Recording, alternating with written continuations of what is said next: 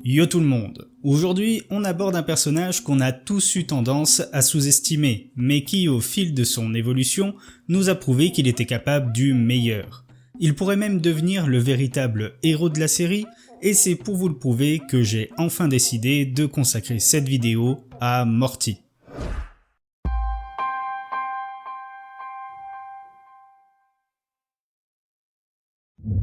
Morty est à l'origine un adolescent tout ce qu'il y a de plus banal. Il est même un archétype d'un gamin effacé, pas sûr de lui, et qui a peu de chances de réussite sociale ou professionnelle dans sa vie.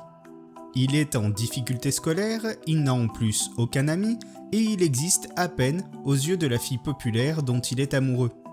En bref, il est ce que ses camarades adolescents, dans leur cruauté, ont tendance à qualifier de loser. En tout cas, c'est ce qu'il est au moment où Rick débarque dans sa vie. À partir de là, Morty va se faire embarquer plus ou moins de force dans les aventures de son grand-père. Des aventures qu'il juge dangereuses et traumatisantes, mais son manque de caractère l'empêche d'y échapper. Après tout, c'est l'ordre naturel des choses. Dans les autres univers, c'est pareil. Les Rick se servent des Morty comme sous-fifres et ceux-ci ne peuvent rien y faire. C'est même l'un des principaux ressorts comiques de la série, on s'est tous bien marrés devant les mauvais traitements que Rick réservait à Morty. Néanmoins, notre Morty n'est pas un Morty comme les autres, et son Rick n'est pas un Rick comme les autres non plus. Par conséquent, contrairement à la plupart des autres Morty que l'on peut voir dans la série, le nôtre va progressivement évoluer au contact de son grand-père et de plus en plus affirmer sa personnalité. Et ça, on peut déjà en voir les prémices dès la séquence pré-générique de l'épisode pilote où Morty oblige Rick, complètement bourré et décidé à faire exploser la Terre, à finalement poser son vaisseau. Ou encore dans l'épisode 5 où après une aventure traumatisante, Morty menace de ne plus se laisser embarquer par son grand-père. Ce dernier se voit alors obligé de lui octroyer le droit de choisir 10% des aventures du duo. Puis dans l'épisode 10, le premier avec Evil Morty, c'est même Morty qui parviendra à sortir Rick d'un mauvais pas en réussissant à convaincre les autres Morty prisonniers de se rebeller contre leur geôlier. Suite à cette aventure, Rick admettra même que Morty est le plus Morty des Morty, au même titre que lui est le plus Rick des Rick. Par la suite, Morty s'affirmera de plus en plus et parallèlement, il gagnera de plus en plus en compétences, au point qu'il est parfois capable de gérer ses propres aventures sans l'aide de Rick. Et au sein du duo Rick et Morty, il a depuis longtemps dépassé le rôle de simple outil de camouflage ou de larbin. Sa relation avec Rick a également beaucoup changé. Ce dernier prend de plus en plus en considération les opinions et les sentiments de Morty, ce qui est dû en grande partie à la prise de conscience de Morty que son grand-père a plus besoin de lui que l'inverse. Ça permet au rapport de force entre les deux de s'équilibrer. De plus, Rick assume de mieux en mieux son affection pour son petit-fils, mais ça, c'est surtout dû à l'évolution de Rick lui-même, que l'on abordera dans une future vidéo. Et pour en finir avec l'évolution de Morty et de sa relation avec Rick, on va s'intéresser aux 2 dernières saisons, car c'est là que pour moi, Morty va prendre une autre ampleur dans la série. La fin de la saison 5 marque la défaite de Rick sur un de ses antagonistes naturels, Evil Morty, qui lui représente la lutte contre la domination des Rick sur les Morty. Rick se retrouve en mauvaise posture et Evil Morty propose à Morty de le rejoindre dans son vaisseau, même si c'est un mensonge car Evil Morty n'a toujours voulu sauver que lui-même. En tout cas, Rick admet sa défaite et conseille à son petit-fils d'accepter la proposition d'Evil Morty. Malgré tout, Morty choisit de rester avec Rick et de s'enfuir avec lui, non pas parce qu'il est son larbin et qu'il lui pardonne tout, mais parce qu'il a décidé d'être son sauveur. Et ce rôle de sauveur, Morty continuera à l'assumer par la suite. Dans le premier épisode de la saison 6, lorsque Rick retrouve enfin son ennemi juré et qu'il est prêt à risquer sa vie et à abandonner sa famille, tout ça pour obtenir sa vengeance, c'est Morty qui parvient à le raisonner et à le sauver d'une mort probable. Je le connais même pas. En vrai, c'est toi, mon grand-père Rick. Rick est Morty pour toujours et à jamais. Et finalement, à la fin de la saison 6, Rick accepte que Morty le seconde dans sa quête de vengeance, et étant donné l'état dans lequel il s'est mis en essayant de s'en occuper tout seul, il est certain que la présence de son petit-fils sera salvatrice pour lui. Au final, Morty a évolué non seulement en compétences et en affirmation de soi, mais aussi en responsabilité, Il est maintenant la voix de la raison du duo, qui doit empêcher Rick d'aller trop loin ou de se mettre en danger inutilement.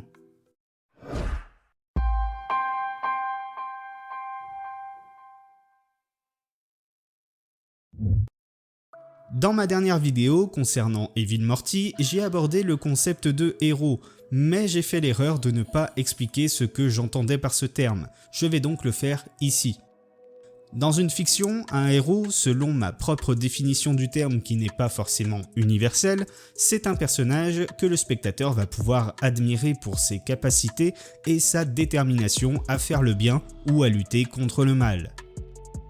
Le bien et le mal, c'est aussi des concepts subjectifs, mais je dirais que dans le cadre d'une fiction, le bien, c'est ce qui est montré au spectateur comme étant quelque chose de positif. Par exemple, les revancheurs dans la série se considèrent eux-mêmes comme des héros et des gens bien. Néanmoins, la série les montre sous un mauvais jour, ce qui incite les spectateurs à les voir comme des enfoirés. Ils ne rentrent donc pas dans ma définition du héros. La question est donc de déterminer si oui ou non Morty peut rentrer dans cette définition, ou s'il en a le potentiel. Voilà, maintenant qu'on est clair là-dessus, on va pouvoir revenir à Morty. La personnalité de Morty est construite en totale opposition à celle de Rick. Là où Rick est nihiliste, Morty est idéaliste. Là où Rick est le plus souvent égoïste, Morty est le plus souvent altruiste. Là où Rick est désabusé, Morty est naïf. Ainsi, les aventures menées par Rick sont généralement choisies pour servir ses propres intérêts. Souvent, il s'agit pour lui de trouver un artefact puissant qui lui sera utile dans ses expériences, de se faire de l'argent, ou au pire, de trouver une solution à ses tracas quotidiens. Mais comme je l'ai dit plus tôt, Morty acquiert le droit dans le 5e épisode de choisir une aventure sur 10 du duo. Et ce droit, on le voit l'utiliser à 2 reprises dans la série. La première fois, c'est dans ce même épisode, où il choisit une aventure de type Heroic Fantasy, avec des villageois sauvés, malgré le fait qu'il n'ait aucun intérêt à en tirer, à part le fait de vivre une aventure plus en adéquation avec ses valeurs. La deuxième fois où on le voit utiliser ce droit, c'est justement dans l'épisode avec les revancheurs. Là encore, le but est de sauver l'univers d'une menace. On peut aussi citer l'épisode avec Prout l'extraterrestre, dans lequel Morty rentre en conflit avec Rick car celui-ci vend des armes à un assassin sans foi ni loi. Morty va alors décider de venir en aide à la cible de l'assassin sans rien connaître d'elle. On peut aussi citer l'épisode avec Planetina qui révèle la conscience écologique de Morty. Et enfin, on apprend dans l'épisode 9 de la saison 5 que Morty revient régulièrement sur les lieux de ses aventures avec Rick afin de réparer les dommages causés par Rick et lui au cours de celle-ci. Si l'on reprend ma définition du héros, alors on peut dire que pour ce qui est de sa détermination à faire le bien, Morty rentre dans les clous. Et pour ce qui est de sa capacité, comme je l'ai dit plus tôt, celle-ci évolue au cours de la série. Si au départ sa trouillardise et son manque d'assurance étaient des freins à la réalisation de ses objectifs, c'est de moins en moins le cas aujourd'hui. Et on peut s'attendre à ce que ce le soit encore moins dans la suite de la série. En revanche, si l'on reprend ma définition du bien, là ça devient un peu plus compliqué, car la vision de Morty est confrontée à la dure réalité du monde dans lequel il évolue. Ainsi, lorsque Morty tente de faire le bien, cela se passe rarement tel qu'il l'avait prévu. Dans l'épisode 5, la belle aventure que Morty s'attendait à vivre se transforme rapidement en cauchemar. Et même si à la fin le duo parvient à ramener un peu d'argent aux villageois, on apprend qu'en fait le chef de ce village n'était autre que l'extraterrestre qui avait tenté d'agresser Morty. Dans l'épisode avec Prout l'extraterrestre, on nous montre que les actions de Morty ont causé encore plus de morts et de souffrances que s'il n'avait rien fait. De plus, on découvre que l'extraterrestre que Morty a sauvé avait pour but d'éradiquer toute forme de vie carbonée, ce qui oblige finalement Morty à l'assassiner lui-même. Les formes de vie carbonée sont une menace pour nous. Vous êtes ce que vous appelez une maladie. Là où nous vous trouvons, nous vous éradiquons. Tu as dit toi-même que la vie devait être protégée, quitte à se sacrifier. Tu n'as pas changé d'avis à ce sujet, je le lis dans tes pensées. Dans l'épisode avec les Revengeurs, on apprend que ceux-ci ont éradiqué tout un peuple pour venir à bout de leur ennemi. Tout ça parce qu'ils ne voulaient plus faire équipe avec Rick alors que lui aurait pu venir à bout du vilain sans faire aucune autre victime. J'aurais pu vous fabriquer un appareil qui détecte Apocalypsatron depuis l'orbite, genre comme ça. C'est pas moi qui ne voulais pas que tu reviennes, c'était Alan. Refais-moi porter le chapeau pour ces morts, encore une fois. Dans l'épisode avec Planetina, celle-ci n'hésite pas également à sacrifier des vies humaines pour défendre sa cause. Ainsi, on pourrait dire que la série adopte plutôt le point de vue de Rick, qui lui pense que le bien et le mal sont des concepts artificiels et que la vision du monde de Morty est trop naïve. Mais ce serait un avis un peu hâtif, car Rick est loin d'être présenté comme un modèle dans la série. D'ailleurs, il échoue même à faire son propre bonheur. Son mode de pensée ne le conduit qu'à la dépression, à la solitude et à des problèmes de conscience. Il n'est absolument pas montré comme quelqu'un de positif. On a donc deux visions du monde qui s'opposent et aucune des deux n'est présentée comme étant, entre guillemets, la bonne. D'un côté, celle de Rick semble être la plus réaliste, mais elle est vaine et pessimiste, tandis que celle de Morty est peut-être trop naïve, mais elle a au moins le mérite d'apporter un peu d'espoir. Reste à savoir si la série décidera de trancher entre ces deux visions, et si oui, est-ce que ce sera du côté de Rick ou plutôt du côté de Morty, ce qui pourrait élever ce dernier au rang de héros de l'histoire.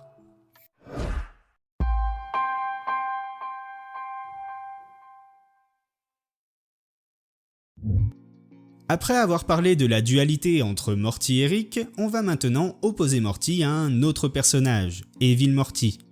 Beaucoup d'entre vous auront déjà remarqué quelques similitudes entre les deux. L'un comme l'autre sont des Morty qui s'élèvent au-dessus de la masse des autres Morty. Ils ont tous les deux un certain talent pour haranguer les foules. Notre Morty, une fois détoxifié, nous fait pas mal penser à Evil Morty. Ils remettent tous les deux en question la domination d'Eric sur les Morty, et notre Morty peut lui aussi parfois se laisser aller à la violence. Donc oui, il y a bien des similitudes entre les deux. Mais c'est justement parce que ces similitudes existent qu'il serait aussi pertinent de parler de ce qui les rend différents. Et leurs différences, si on regarde bien, c'est finalement un petit peu les mêmes que celles que j'ai décrites entre Morty et Rick. Car tout comme Rick, Evil Morty ne croit pas en la frontière entre le bien et le mal, il ne croit qu'en ses propres intérêts. Lors de la seule confrontation entre les deux personnages, Evil Morty dit à notre Morty que si lui aussi en a marre de Rick, alors il est lui aussi un Morty maléfique. Cela sous-entend que pour Evil Morty, la définition de ce qu'est un bon Morty et de ce qu'est un mauvais Morty est finalement la même que celle d'Eric. Un bon Morty est un Morty qui est conforme aux attentes de son Rick, tandis qu'un Morty maléfique est un Morty qui ne l'est pas. Ce n'est donc pas une vision du monde qui a un rapport avec l'altruisme, l'égoïsme, la justice ou l'injustice, mais plutôt une vision qui se rapporte à ce qui sert les intérêts de Rick et à ce qui ne les sert pas. Evil Morty a donc totalement adopté la vision du monde de Rick, mais pour en devenir l'antagoniste. D'ailleurs, ce qu'Evil Morty conteste chez Rick, ce ne sont pas tellement ses crimes, son égoïsme ou sa vision du monde, mais surtout sa suprématie. Si on conçoit que notre Morty est le plus Morty de tous les Morty, alors on peut dire qu'Evil Morty est le plus Rick de tous les Morty. Notre Morty, au contraire, rejette la vision du monde de Rick, et par extension la vision du monde d'Evil Morty. Mais il ne rejette pas Rick pour autant, au contraire, puisqu'il souhaite sauver Rick, le sauver de lui-même, le faire évoluer et avoir avec lui une relation égalitaire.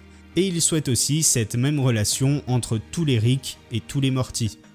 En bref, notre Morty représente pour moi un rival d'Evil Morty, dans le sens où les deux ont un objectif similaire, mettre fin à la domination des Rick sur les Morty, mais une vision du monde et des méthodes totalement opposées.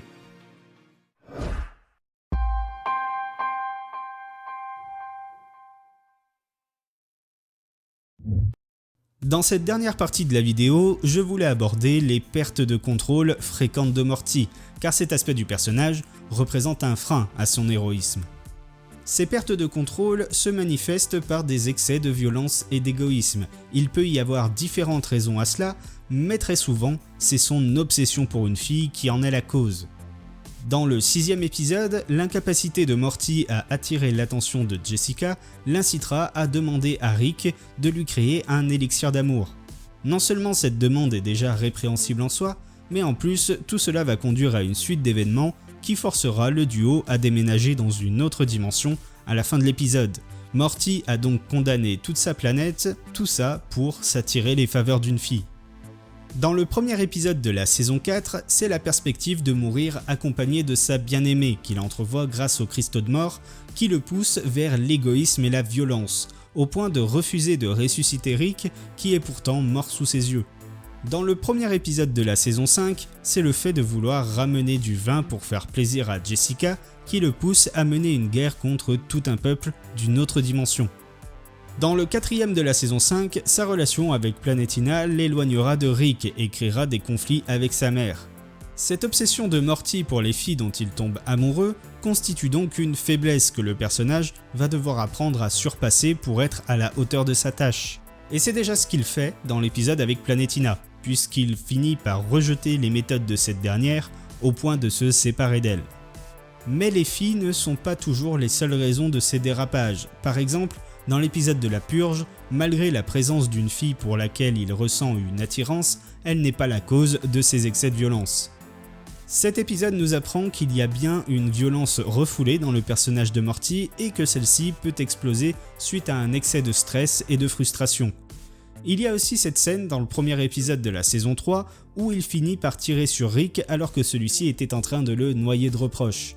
Tout cela faisait en fait partie d'un scénario choisi par Rick et celui-ci avait laissé un mot sur l'arme de Morty indiquant qu'il s'agissait d'un faux flingue et qu'il devait justement lui tirer dessus pour faire croire à sa mort. Mais malgré ce qu'essaye de faire croire Morty, il est évident que ce dernier n'avait en réalité tout simplement pas lu le mot. Beau travail, Morty. Allons-y. Quoi? Attends, qu'est-ce qui s'est passé? Un tour vieux comme le monde. Faux flingue, tire-moi dessus à bout portant. Trop génial! Oui, heureusement que j'avais vu le mot. Mais cet excès de violence, lorsqu'elle n'est pas provoquée par son obsession pour une fille, ne s'est pas reproduite souvent dans la série, ce qui me laisse penser que ça pourrait être une piste scénaristique envisagée pour le personnage, mais qui a finalement été abandonnée. On le découvrira dans la suite de la série. Le dernier cas que je vais aborder ici sera celui du Morty détoxifié. C'est un cas un peu particulier qui ne s'est produit que dans un seul épisode et dont l'importance peut là aussi varier en fonction de ce que les scénaristes décident d'en faire. Dans cet épisode, Morty se comporte de manière parfaitement égoïste, et le fait est que l'on apprend au cours de l'épisode que les toxines qui ont été retirées des personnages sont les aspects de leur personnalité que eux-mêmes jugent comme étant toxiques. Comment le détoxificateur peut faire la différence entre sain et malsain pour chaque personne qui passe dedans? Il peut pas. C'est sûrement basé sur la définition propre à chaque individu de ce qui est toxique. Ce qui veut dire... Ce qui contrebalance quasiment tout ce que j'ai dit dans cette vidéo pour défendre l'idée que Morty avait le potentiel d'un héros. Si le personnage juge lui-même que son empathie et son altruisme sont des défauts, alors comment pourrait-il évoluer en héros ? Pour pallier à cette contradiction, j'ai deux explications possibles. La première, c'est que Rick pourrait avoir une influence sur la manière dont Morty se juge lui-même. Pour être plus clair, je veux dire que puisque Rick juge Morty comme étant trop naïf et trop idéaliste, alors Morty pourrait l'avoir intériorisé et par conséquent, une fois dans le détoxificateur, ces aspects-là de sa personnalité seraient partis avec les toxines. La deuxième explication possible serait que le détoxificateur favorise l'égoïsme. Je veux dire par là qu'il peut y avoir une différence entre ce que l'on juge comme étant toxique pour notre propre bonheur et ce que l'on juge comme étant toxique pour le bonheur de notre entourage. Par exemple, être égoïste et n'en avoir rien à faire de l'être, on peut juger que ça va contribuer à notre propre bonheur, mais aussi juger que ça va être toxique pour notre entourage. Tandis qu'être trop altruiste et vouloir trop s'occuper des autres, on peut juger que ce soit un frein à notre propre bonheur, mais aussi que ça peut être bénéfique pour notre entourage.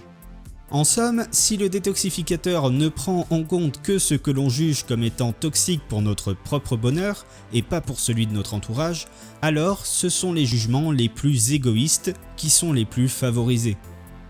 Bref, n'hésitez pas à me dire ce que vous pensez de ces explications et à me donner les vôtres dans les commentaires si vous en avez. On va conclure par cette dernière question, à laquelle vous pouvez vous aussi répondre. Est-ce que Morty peut devenir le véritable héros de l'histoire ou non ? Personnellement, je pense qu'avec tout ce qui a été dit dans cette vidéo, on peut affirmer qu'il a le potentiel pour le devenir, mais que pour réellement y parvenir, il doit encore évoluer et surtout se battre contre des forces extérieures comme la réalité chaotique de son univers ou encore l'influence de Rick, mais aussi contre des forces intérieures comme sa propre obsession pour les filles dont il tombe amoureux ou peut-être même sa propre violence refoulée et ses tendances égoïstes. Vivement la saison 7 qui arrive le 15 octobre sur Adult Swim pour qu'on puisse de nouveau aborder ce sujet ensemble. En attendant, j'ai encore d'autres vidéos à vous proposer d'ici là et j'espère que vous avez apprécié celle-ci. Si c'est le cas, n'oubliez pas de lâcher un petit like et votre plus beau commentaire et bien sûr de vous abonner si ce n'est pas déjà fait. Vous pouvez aussi me suivre sur différents réseaux sociaux, tous les liens sont en description et je vous dis à bientôt pour une nouvelle vidéo.